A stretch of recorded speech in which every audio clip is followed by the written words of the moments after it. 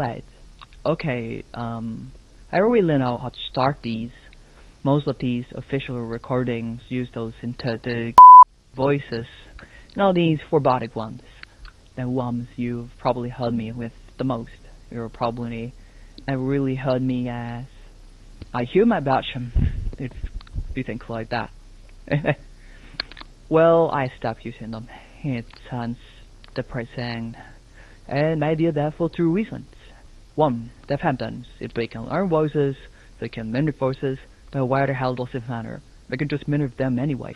I couldn't mimic my robotic voice. They're smart, they're not idiots. Actually, fall player, adult Sabdons can have an IQ up to 95. That makes the situation any better.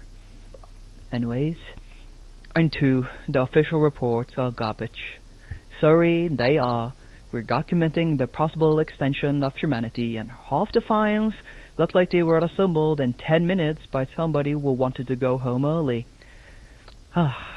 And you might wonder why are the files made so bad. Even, well, documented about the guy which name I don't want to name since he's a horrible being who I used to cause for this whole outbreak. And also experiment 1102, of course. Well, it's because the UN doesn't care. You know, the only thing that is on their mind is to make experiments and get back the old mummy from companies that want to sow and buying infected. Yeah, buy them. Yeah, I don't mean a line infected, of course, but their body parts are worth quite a lot. Just their blood can make sulfuric acid look like absolute shit compared to it. Yeah, I don't even know what I was saying, but sulfuric acid was actually compared against the infected's blood.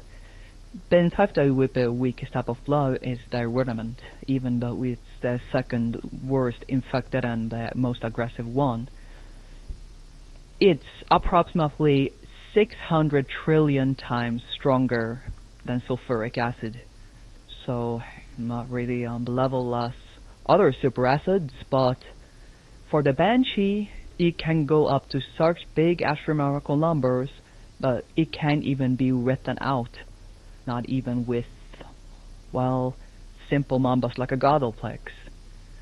Well, now it's not Godoplex we're talking about. We're even talking about larger number, but who cares? So, sorry for my absolute, well, hasty introduction to this video file, but yeah, that's how it is. It's mid. So, we're documenting the possible extension of humanity. Here we go, a creature is capable of wiping out entire towns, cities, countries, and somehow people are still arguing over formatting. I don't think everybody understands what's happening.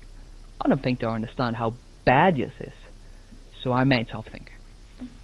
I have calculated based on several things. Known infection rates, observed reproduction, recorded attacks, migration patterns, denial and response times. I made a simulation on how long it will take before humanity basically becomes extinct. The year now is approximately 1995, and well, the UN has started working on some creature introduction forms that they plan to release for 1986. They say they plan to release them a little bit earlier because of some weird radio signal they released, which us encouraging them.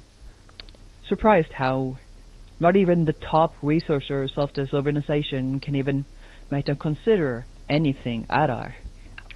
Anyways, so this simulation will first start off from how it started here in Europe, or specifically in Moscow, Tel Aviv, which is Israel, but then in the Middle East and Alaska. And yeah, it's basically right now considered a large epidemic. It's not really considered anything else. So, and it cannot be considered a pandemic since it's only in Eastern Europe now and in bigger parts of Western Europe. So it can't really be considered a pandemic, but a big epidemic. How it's gonna be handled is, well, I don't actually know. The UN has completely given up on mature, and the only thing they seem to be doing now